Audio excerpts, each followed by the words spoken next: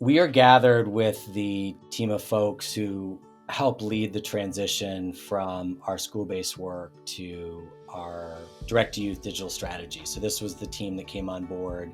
Raul, you were tasked with taking, 20 years of curriculum that was geared for schools, for pre-K to 8th grade, and building a digital learning journey from that. We ended up putting together a bunch of just Google Forms, I think it was, so that young people were able to go through each stage of the challenge and doing a huge amount of manual work. We ended up getting better numbers than we initially thought.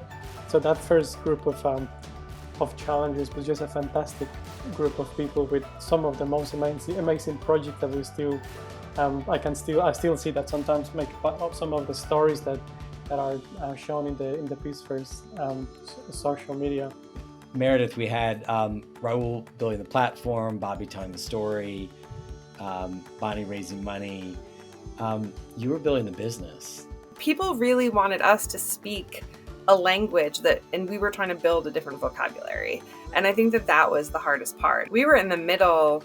We were at the beginning of this wave that we knew was coming, but a lot of people didn't know was coming or didn't know what it would mean if it did. Transition from a very clear commodity that was school-based programming for young people delivered by adults. Everyone knew what that was. They knew how to measure it. They knew how to quantify it. They knew how to put a cost to it.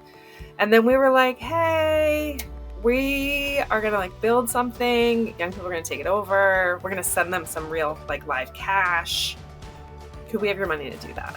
And people were like, how this idea for a fellow in residence program as it is originated. PeaceFirst was one of the few organizations that I really trusted. Raul, who was leading our programs at the time, reached out to me with an offer to join the team. And as we were talking about it, it became clear that it was so important to both of us. I didn't just join the team as someone who was going to be doing entry-level program work, although that was what I was going to be doing.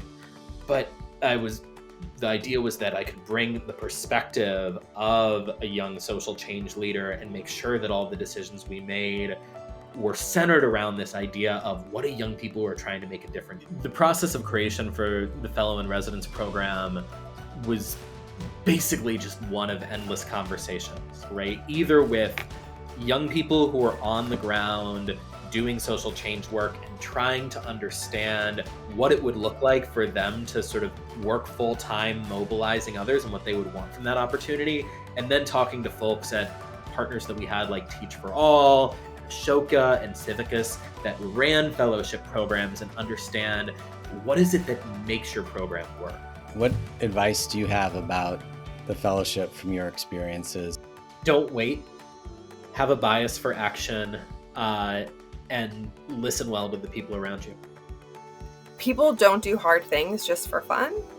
And so I think if you believe in something and you know that it's an uphill battle, but you believe that it's right, then you're probably right.